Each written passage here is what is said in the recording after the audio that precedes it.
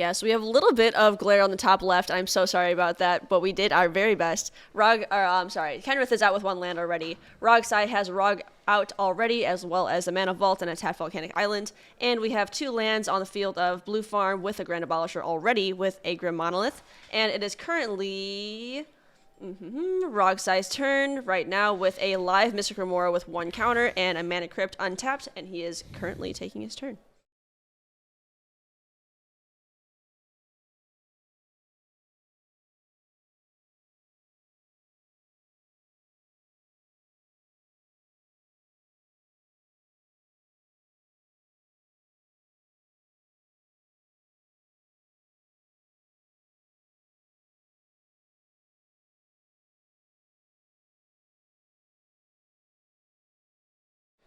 Okay, so we are currently on Mitch's turn. Mitch is putting a Dockside into play, Dockside Extortionist. Looks like the Dockside count right now is, to our knowledge... It's like only 4. Yes, we have the Wild Growth on Matt's field. Yep, Grim Monolith, Mystic Remora, that's Mana Crypt, Promo Mana Crypt, and then the Wild Growth there. So that should be 4. Dockside making 4 treasures, and then Mitch still has an untapped Mana Vault in play himself. So this could be a really big turn here. These Rockside decks are playing a lot of different tech lately. Things like Bolas's Citadel to try to cast their entire library. Big ad nauseums, things like that. So Sperling still has a lot of mana open with a Grand Abolisher in play, as well as Christian having a land open. So pretty risky to try to jam into this here. But we have a ton of mana and are definitely winning the mana advantage here. So curious to see what Mitch ends up playing after this. Helenium in chat saying #team IPTCLY. I'm going to assume that means I play Thoracle Consult and you lose.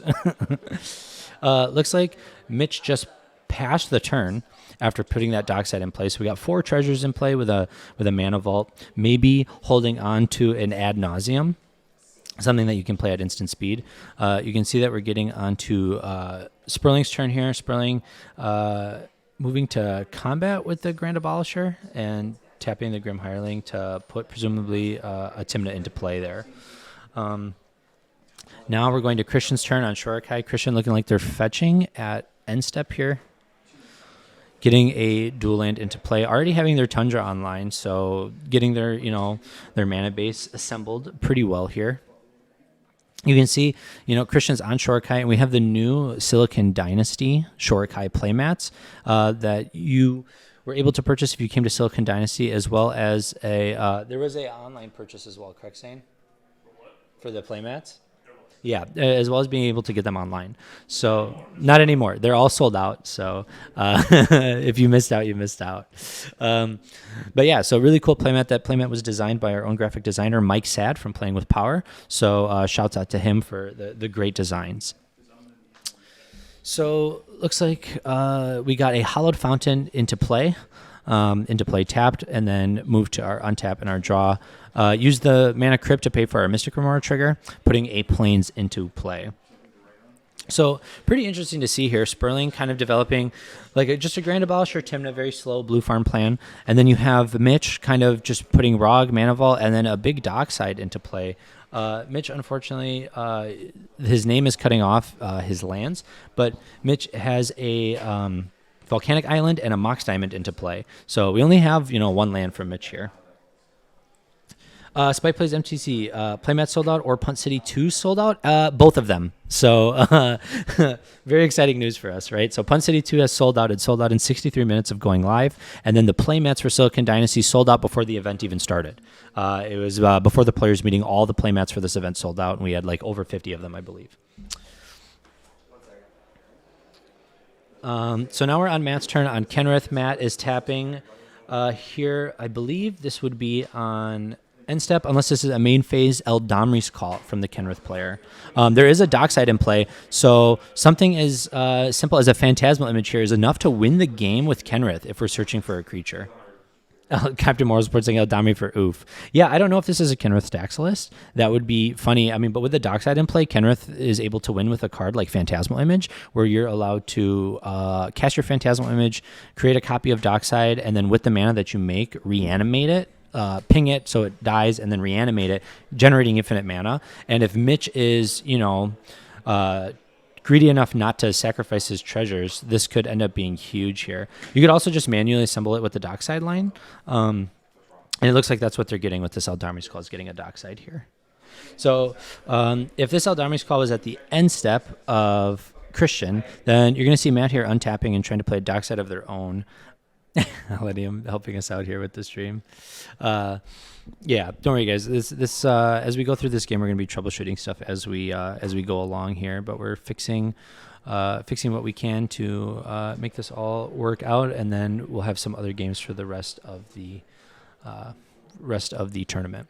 So you can see here that Matt ended up playing a Hermit Druid, which resolved, and then passed their turn. Mitch going to their turn. Playing a Hornfell, which is the backside of Burgi. So for those of you who don't know, that Hornfell, it lets you discard cards from your hand in order to exile the top 2 cards of your library, and you might cast those cards this turn. So really huge swing here in momentum, because it basically allows Mitch to manually wheel here without wheeling the rest of the players at the table. So you can discard a dead card in your hand for 2 cards on the top of your library that could be live. So like as you can see here, Mitch is discarding a Paradise Mantle and then putting 2 lands from the top of their library into play. So you are allowed to play lands with the Hornfell, because you can play the, I believe, right? It's cast or play. But yeah. This is going to see here how deep Mitch is willing to go here with this Hornfell. Yeah, so you can see that Mitch played the Bloodstained Mire from off the top of his library, and then is proceeding with the rest of his turn. Some table talk going on. Some cool thing that we can show you here is we can actually see the table and how they're playing. And I'm going to have to flip this because they're upside down. But, all right, so it looks like we cast the Hornfell, pitched a card from our hand in order to play a land off the top. And then we pass our turn to Matt Sperling. So now, is this in Australia? No, this is in San Jose, California. We've been troubleshooting some stuff all morning here, so we're getting it together still. All right, so we're now on to Christian's turn. Christian is playing Shorikai. Paying for the Mystic Remora, which is definitely he has the mana for it, but it's good to see. Mystic Remora on 3 is always doing work. Yeah, I mean, so some cool thing about Mystic Remora is that, like, it is a strong and powerful enough card that it can win games by itself, especially in pods like this, right? When you have decks like Kenrith, Rograkh, and Tymna Kraum, they're going to be feeding that Mystic Remora no matter what. But as you can see here, it looks like they aren't paying for the Mystic Remora, so they sent that to the graveyard. They put a dice on it as if they were going to try to pay for it, but they ended up not paying for the trigger. But that's usually a sign that we have some cards in hand that are very significant to our game plan if we're not paying for that trigger. Now, the cool thing about this is that Shorikai is usually like an infinite mana loop deck. So we're looking for Isochron Scepter loops, different types of ways to generate infinite mana, generate tokens, and draw your deck out with Shorikai's ability. And you can see here, we're tapping most of our mana here. We have a Grim Monolith in play and this Tundra, and we're using that to... and we're using that to cast our Shorikai. So leaving up 4 mana here. Haven't played our land drop for turn yet, so curious to see if that's going to come down. Oh, wow. Shorikai putting a Tabernacle into play. That's a land drop if we're going to put a land drop into play. Tabernacle of Pendrell Vale is a really, really interesting land, especially for decks like this.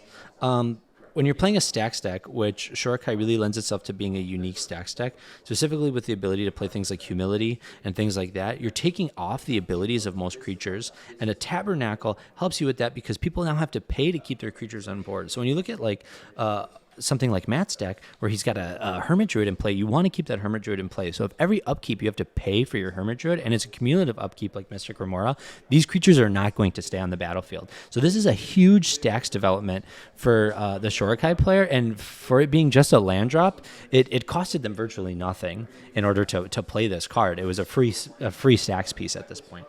So very, very, very cool to see.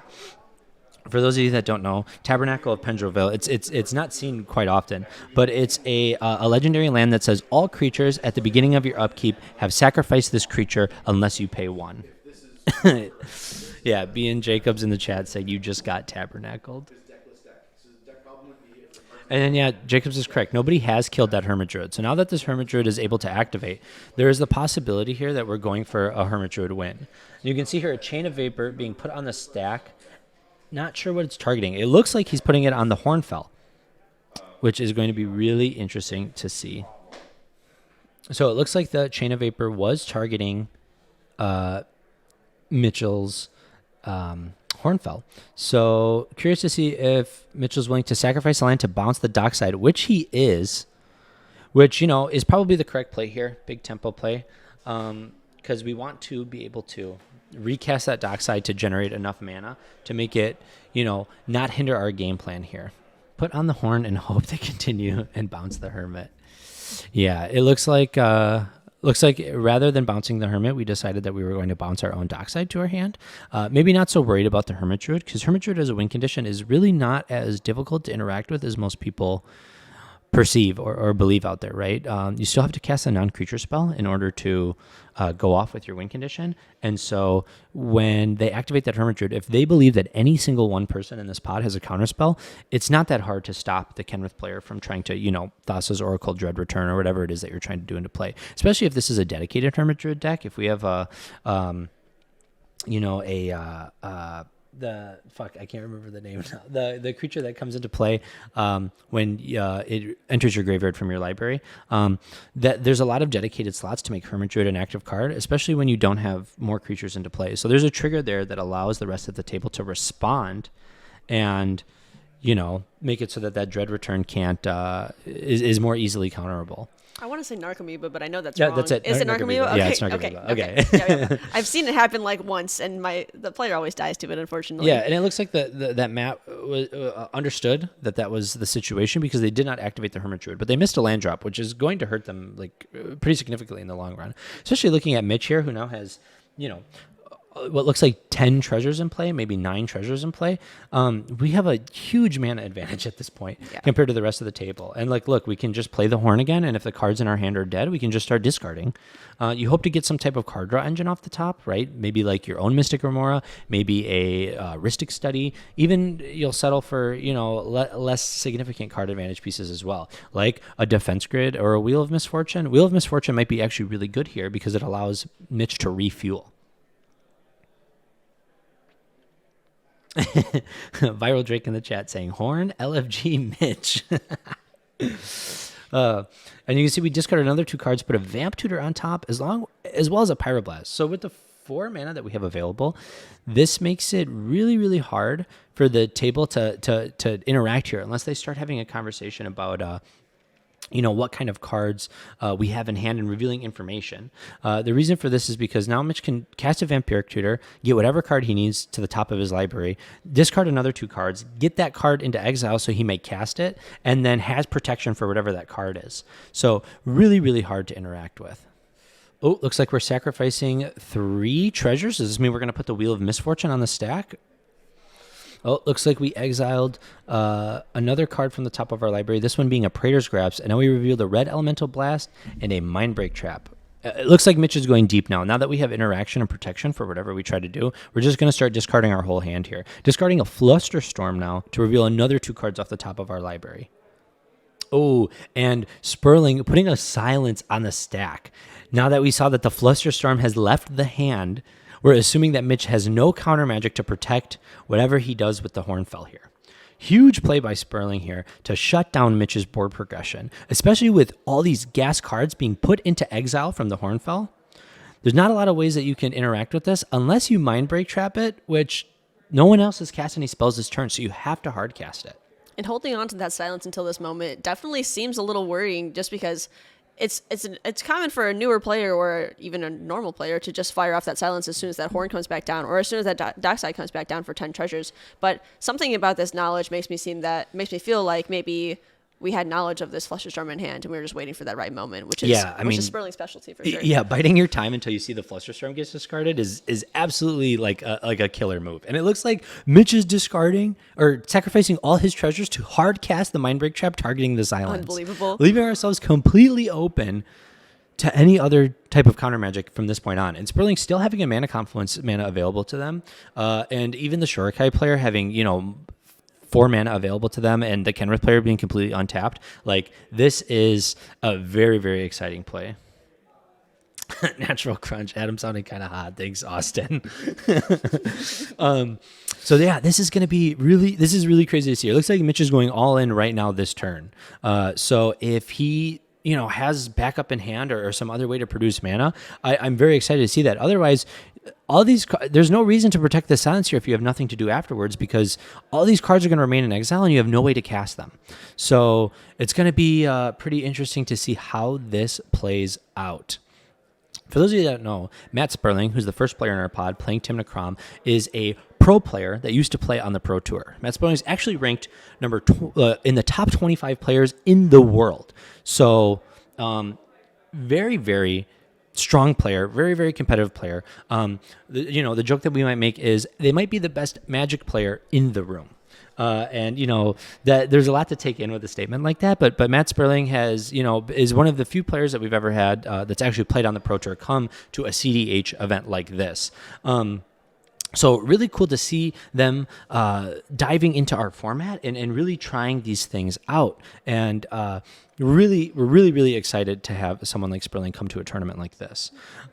60 card players in general have been putting more and more eyes on cEDH as a whole, and it's the chat. I can't keep a straight face looking at the chat right now. But yeah, and as you can see here, it looks like Mitch just discarded their whole hand here to just see if they got some free mana off the top. And as you can see, we failed on that attempt. Basically saying, I'm going to counter this silence here and go all in. Other than that, they don't really have any other out. So Mitch discarding their entire hand here to get no hits off the top and not be able to cast anything with that Hornfell. So all those cards are going to remain in exile now for the rest of the game. Kind of a huge hit for Mitch here because there was some gas in that top pile. We're talking Vampiric Tutor. We're talking Protection. Things like Pyroblast, Red Elemental Blast. Like some of the strongest spells in your deck in Rograkh, when you're in a 3-color deck to protect your win conditions, there's nothing that you can, do about that now that they're in exile. And Sperling having this Grand Abolisher in place since turn 2, I believe. Yeah. Like, no one is messing with this Grand Abolisher. And the fact that there's a Hermit Druid in play still is raising the alarms because, no one can interact on Sperling's turn. So Sperling, if he can draw a win con, is just, has no problems with the rest of the table. And then this Hermit Druid is just, completely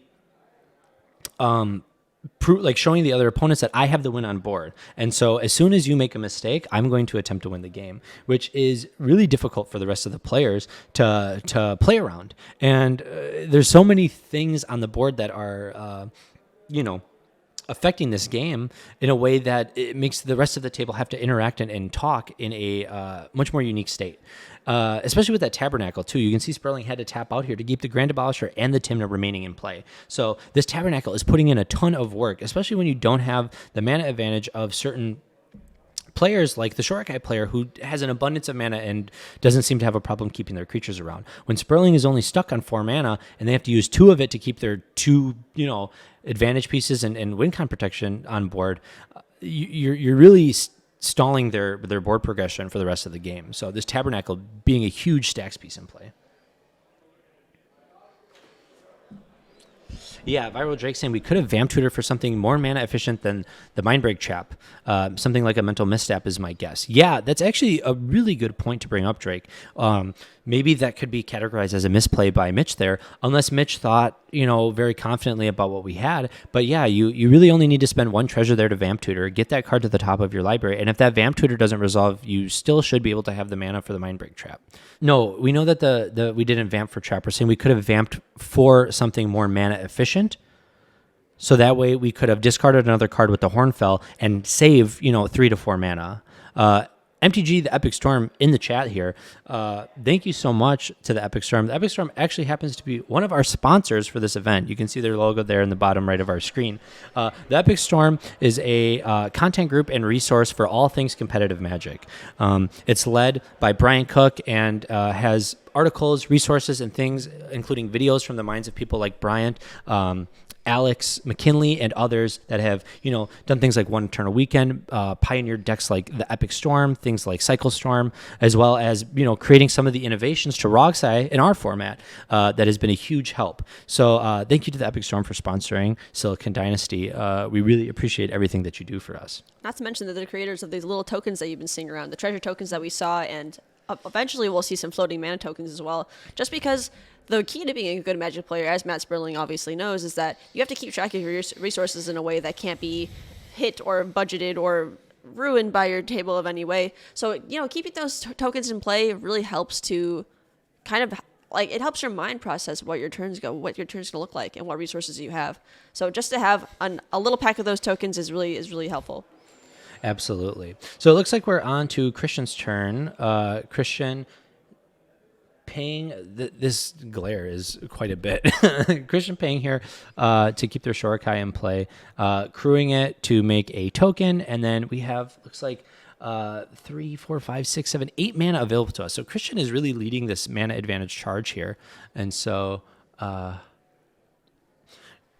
it's going to be really cool to see how they progress the board here. We already got the stacks pieces in play, but you need something more significant if you want to stop this Kenrith player here. And so I wonder how this game is going to progress here. The Hermit Druid is live and active, though, and we have a Mana Vault being cast. We paid for our Hermit Druid. It looks like we're tapping out here. There is another land in play, possibly, in the bottom right there. Yeah, it looks like it. 4 mana. We're going to cast our Kenrith. So getting our Kenrith online here, really cool to see. Yeah, sweet Shorikai deck from Miss Hodum. Chat's being pretty active. If you guys notice anything or have anything that you'd like to add or bring to the game, let us know, and we will talk about it. And then MTG Epic Storm saying, I don't think Mitch drew a card off of Probe. Yeah, if I can recall, I don't think we drew a card off of Probe. We drew a Chromox for turn, though. Exile the top 2 cards of our library. We have Mental Misstep and Mystical Tutor. That misstep would have been a huge help against that silence last turn. It would have been 2 cards deeper because we drew the Chromox return. So if we had 1 more card in hand, we could have discarded that and maybe Mental Misstepped that silence, and it would have been a huge help for Mitch trying to go off that last turn. But unfortunately, it looks like we have no mana available to us. We didn't have a card in hand to pitch the Chromox, so we pitched the Chromox to Hornfell, and we're going to use the 1 mana that we have available to Mystical Tutor here. How many cards do we have in Mitch's hand? Mitch has no cards in hand right now, to our knowledge. I believe Mitch is top decking and pitching to Hornfell just to see what we keep getting. So yeah, from this board state, Shauna, from what you're analyzing here, who do you think is in the strongest position? Clearly, we have Sperling in the lead here.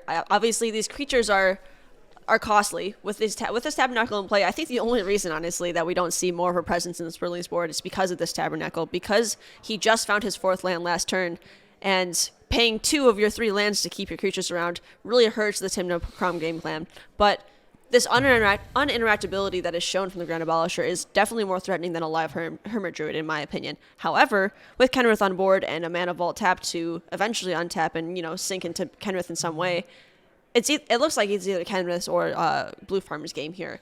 Shorikai is always, getting some value here and there, probably letting these pilot tokens die, but it's getting some good activations in, and, Shorikai is never in a lack of things to do, so it's definitely anybody's game here. Obviously, Mitchell has a lot of digging out to do because he discarded a bunch of value cards to try to fight over that win. That is a Swords to Plowshares Mystical Archive. I'm looking at that now from Sperling's board. Just kind of curious to see what we're doing here from his side. So analyzing what you said, I would almost disagree with you. I think that Christian, the Shorikai player, might be in the strongest position at this point. The only thing that I'd really be worried about is Sperling's Grand Abolisher, because it doesn't allow you to interact on his turn. But other than that, you are able to use Shorikai to make these tokens, use those tokens to draw cards, and all you're doing is just drawing and developing your board, waiting for your win con to come to you, right? And these stacks pieces don't affect you. That's why you play them, right? They're asymmetrical pieces. So if we get something down like a Humility later on in the game or things like that, you're going to see that the Shorikai player kind of run away with things. You can see Sperling here electing not to pay for the Grand Abolisher. So this Tabernacle is still putting in work here. We're paying to keep the Tymna around. We're swinging the Tymna at Mitch to draw cards. But that's because we're all digging. Everybody's digging. Kenrith is in a good position because you're a Hermit Druid activation away from winning the game, and you can activate your Hermit Druid in response to the Tabernacle trigger, so that way you don't have to... but all your win cons are sorcery speed. Oh, no, but you have a Dread Return. Your Narcomoeba can come into play. So these are, different things that we can do here to try to win the game. But I would say that like the Shorikai player is probably in the strongest position right now. I definitely agree with you. And obviously Shorikai has no lack of resources because we just saw that swords from her field or from their field.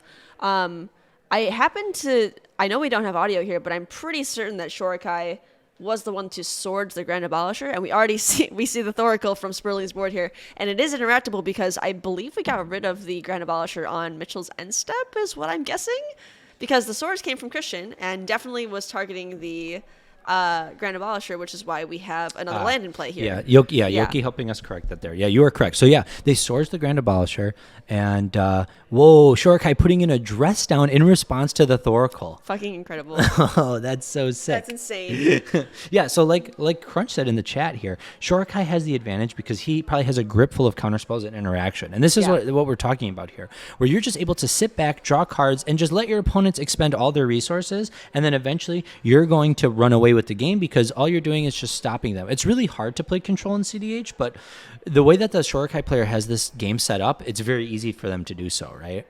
Absolutely. And that dress down there, what a huge surprise from the Shorikai. That was not what I expected. Maybe a counterspell, maybe something like that. The dress down there in response to the Thoracle was really, really cool. Probably the best answer to Thoracle I've ever seen, short of a Stifle. You always love to see it. Well, and we know that Sperling's already expended his Chain of Vapor, so he can't, he needs some other type of bounce spell if he wants to try to attempt that win again.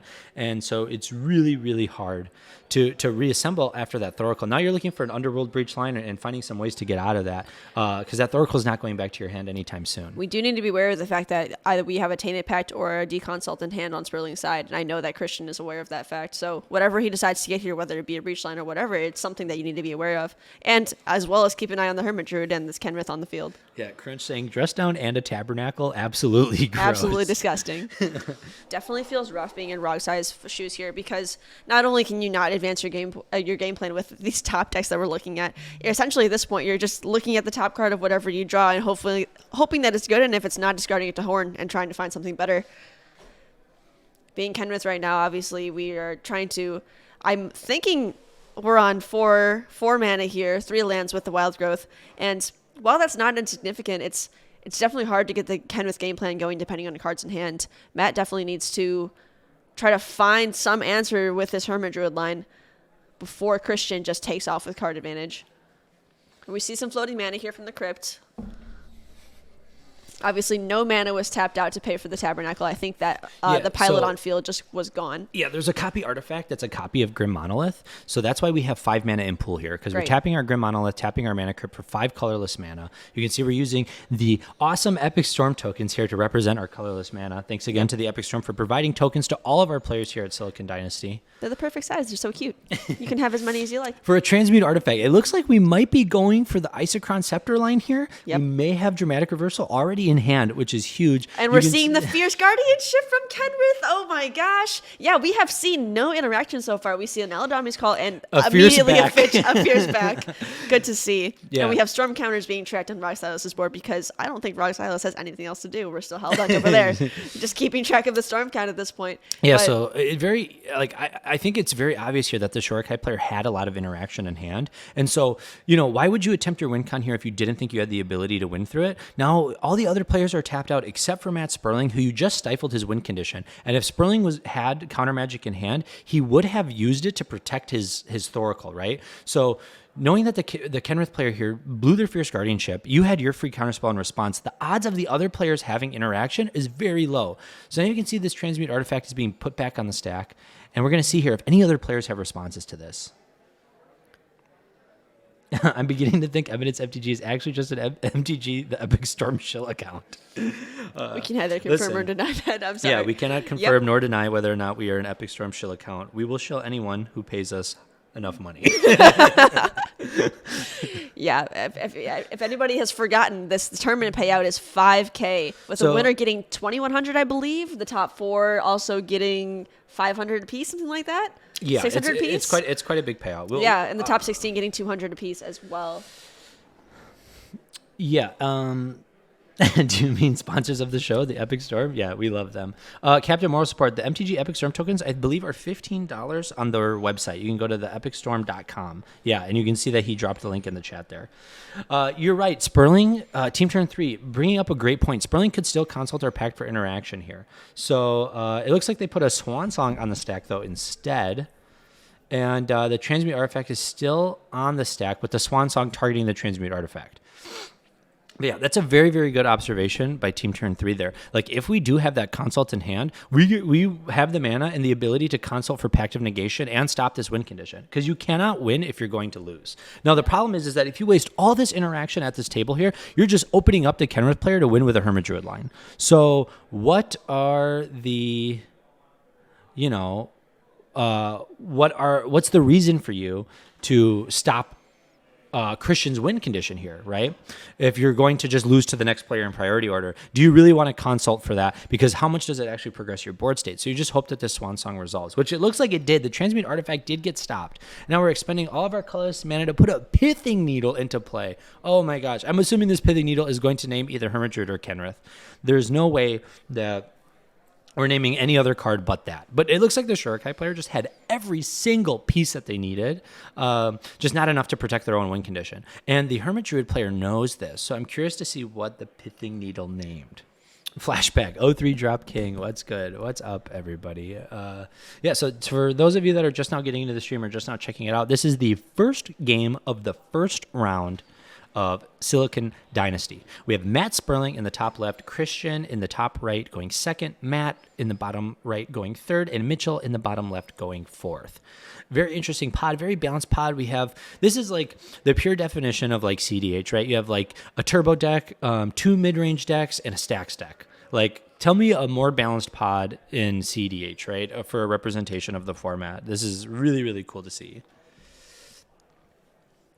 Tainted Protector hands, or perhaps Sperling is playing very conservatively. Yeah, I mean, Sperling is a very conservative player. He likes to bide his time, and he doesn't like to blow all of his interaction in one go, right? Like, just because a card is in your hand doesn't mean that you have to cast it, and that's very much the mentality of a player like Matt Sperling. Actually, on Matt's turn, we see one mana tapped only and a Hermit Druid in the graveyard. So we're thinking that with the Pithing Needle naming Hermit Druid, maybe he just decided to conserve mana for Kenrith and let that Hermit Druid die. Yeah, basically, maybe that Hermit Druid was just a distraction for the rest of the table, and we weren't actually going to, utilize it in the long run anyways. And so once we saw that Pithing Needle come down, it was like, well, time to sacrifice the Hermit Druid because I'm not going to waste my spells to try to get rid of this Pithing Needle.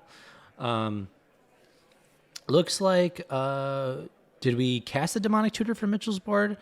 Really hard to kind of see what... No, so Captain Moral Support, the Needle named the Hermit Druid to prevent the Kenrith player from winning on their turn. And so rather than paying for the Hermit Druid with the Tabernacle, we just paid for the Kenrith to keep it alive. And then that's why we let the Hermit go. Because the Pithing Needle only affects the Kenrith player, so no one else at the table is going to try to remove that stacks piece. So, Yoki Dragon's like, I don't think any Hermit-oriented list is a mid-range list. I think you would be surprised to find out what type of... different types of lists people have been running. A Hermit Druid, I think, would be classified as a mid-range list in today's kind of meta climate.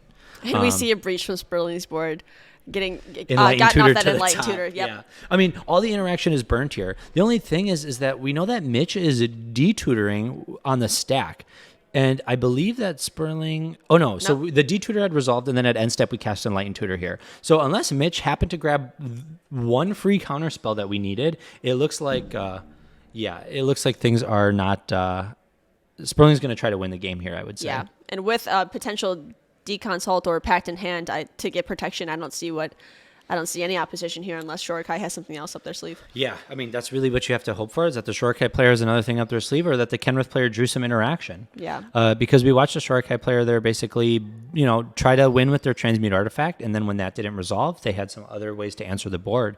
But other than that, Sperling basically has the green light here to go for the win. And you can blame it on luck, but it really just shows the resilience of Blue Farm in this situations because even with him tapping out 2 mana a turn to pay for both of his creatures, just those 2 attacks, I believe it was only 2 attacks, just those 2 attacks were enough to get him as much interaction as he needed, almost as much interaction as he needed, and then the Enlightened Tutor to go for the breach again. The deck is really just unbelievable in the way that it comes back from literally nothing, even with a Tabernacle on board. Yeah, MTG Epic Storm saying that Mitch needs to slide the mana up. Yeah, for the future feature matches that we have going on at the table, we're going to adjust the player boards a little bit so that way we can see their board states represented a little bit more clearly. So we'll take care of that as the games continue to go on. You can see Mitch here tracking Storm. That's usually a good indication that someone's trying to win the game. Sperling looks like they're casting a Cabal Ritual to start off, floating 2 black mana and casting an Underworld Breach, tapping the command tower to do so. So we have 4 mana available to us, and we left the Forbidden Orchard and the Mana Confluence untapped. So we have Rainbow available, 2 Rainbow, and then 2 black in our mana pool. So I feel very confident here that Sperling is going to attempt to put a win on the stack here, which would be a huge play for if Sperling pulls out this win in his first ever cEDH tournament, first game ever played. And against some very formidable decks and very formidable players. But we'll see here how this plays out. Except for the fact that we do have Mitch tapped out because of that cast Demonic Tutor, which I know that the Enlightened Tutor was cast in response to that Demonic, so with the knowledge that Enlightened Tutor was on the stack, Mitchell could have grabbed this. I believe we did it at end step. At end step. Yeah, so the Demonic Tutor resolved, and then after the Demonic Tutor resolved, Ouch. Sperling got Enlightened Tutored at Mitch end step. Yeah, so I think it's pretty likely that Mitch went for a value piece or something like that to get him back in the game.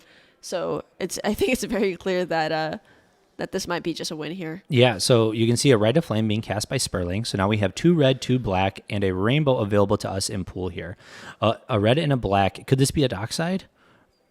Oh no, a Tainted Pact. Okay, so we're going for Tainted Pact here. Oh, we have Underworld Breach. If we get a blue source, we can just... Okay, yeah, I'm very interested to see what this line is here that we're Tainted Pacting for. Tainted Pact being probably the best Forbidden Tutor out of all of the Forbidden Tutors, because you don't, forcefully exile your graveyard or your library for 1 card. You actually have the ability to choose and pick what you'd like to get. Stopping a Demonic Tutor here to get whatever else he needs, a part of the breach line. Yeah, I think... No, we're going to keep going. Oh, Brain Freeze Stopping there. a Brain Freeze. The Storm count is 1, 2, 3, 4. And then so if we cast Brain Freeze, Storm count will be 5. We'll have a mana available to us. Most likely we'll leave the black open. 3 mana available with these 2 floating. So well, you'd have to cast the Brain Freeze, right? Sure, right. So you'd preferably probably leave the black or the red open, and then you Brain Freeze your library. Hope you get some free mana rocks that you can get out with your Breach. Right. And get that Dockside into play, and then win the game from there. But this leaves you very, very vulnerable unless you have some free interaction pieces in hand. Also, shouts out to Team Turn 3 for the good call there, calling the Tainted Pact in hand. We weren't sure if it was Consult or what, but calling the Tainted Pact there was a really good read by Team Turn 3. So, looks like we're going deeper past the Brain Freeze. Get past, there's the Dockside. That should be enough to do it. Yep. Losing the Brain Freeze there, though, does hurt pretty drastically, especially with the Underworld Breach combo in play. But we have Tainted Pact and we have Thoracle. So with enough cards in graveyard, we can just manually cast that again. Speaking of Thoracle, is Thoracle still in the graveyard?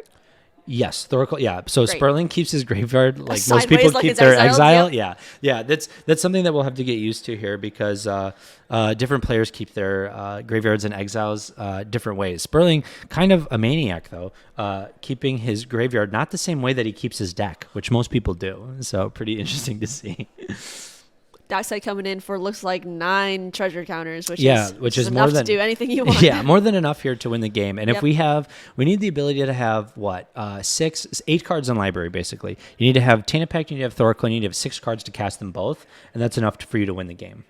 So Sperling, I mean, this is going for it right here, right now. So pretty exciting to see. And we'll find out very shortly if he's got it. However, I'm actually really curious as to where Sperling's exile pile is because I think there's a chance that his graveyard might be empty to cast all these things that you've been casting. No, it goes directly to your graveyard. There's no exile. So this is his graveyard. Nothing he has been exiled. He's not using the Hornfell. So he has no Oh, right. effects Sperling going has to... cast nothing from Breach yet from Graveyard then. Yeah, no, nothing. Breach has just been put on the stack. It No was way. basically a bait spell to see if he could be able to go off here. Right. And so now he has the ability to do whatever he wants from this point on. So it would be very hard for the table to interact here, and very interesting to see what goes on. Especially because if we have like a low enough card count in our graveyard, what's going to end up happening is we're going to Tainted Pact Thoracle. And even if the Kenrith player has something crazy to pull out of their hat, like, a endurance or something, it still might not be enough for the win here. Looks like we have another Tainted Pact cast from Grave. Yeah, I would believe that we're casting a Tainted Pact again here. Stopping a Wishclaw. At Wishclaw Talisman. Very interesting. Oh, what a great reminder that we just got from Mike Bonney, our stream lead. So for those of you that don't know, all donations from the tournament today that you send to our Twitch, whether it be bits, whether it be donations, anything like that, all of them are getting donated back from Eminence to Extra Life. Extra Life is actually here at the venue, taking donations, taking things, and helping promote cEDH, and we're helping, promote Extra Life and help out an amazing cause. So any donations that you give to chat today will be given directly to Extra Life as a charitable donation from Eminence. So make sure that you guys, support Extra Life and everything that they do, because they're out here doing amazing things. So let's get into contact. Is that not his exile pile? No, I don't believe so. I believe that's his graveyard. I don't know what he would be exiling. So yeah, we will get this corrected shortly so we can see the Slugguard stream elements trying to bury the truth, right? Yeah, it looks like Sperling's graveyard might be off the screen here, which would explain a little bit.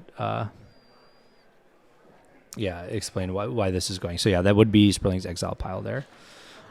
So yeah, we're probably grasping the Rog Silas player looking for the Thassa's Oracle. Yeah. So that would make sense. Yeah, for everybody that's wondering, this pile that we have here in the top right of Sperling's board state, that is his exile pile, not his graveyard pile. So we were mistaken on stream here when trying to determine that. And it looks like Sperling won the game. Praetor's grasping Mitch's Thassa's Oracle to win the game. Yeah, sorry about that. It was causing a little bit of confusion there because Sperling was holding his graveyard in his hand while doing Underworld Breach stuff. So it was very hard for us on the stream team to be able to see that. But Matt Sperling winning the game with Thassa's Oracle and Tainted Pact, so that he could exile his library and with the ETB win the game.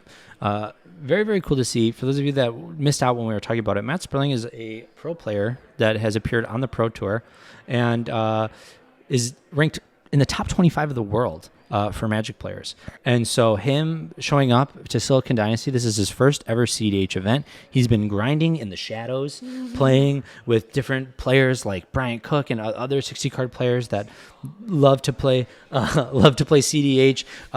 Players like Mikey Hallahan, our tournament organizer, and Z-Rob, our tech lead, and has been really getting into the format. You can see the first game of the first round of Silicon Dynasty. So that was a really cool game to see, and a really balanced pod. Matt Sperling kind of established like a really good board state from the start there. That early Grand Abolisher really puts pressure on the table. Yeah, I mean the table had to answer it there, and the Shorikai player had a great read there by Swords of Posturing that Grand Abolisher, knowing that Sperling might have a win on his turn, and that was a perfect read with a Thoracle and a Tainted Pact. Yeah, letting someone like Sperling pass into their turn with a live Grand Abolisher is definitely a risk to take. But clearly the damage had already been done. And just like, unfortunately, with Shorikai's activations, while they were numerous and while he had plenty of mana to keep doing it, they were just missing that piece to keep activating and untapping Shorikai.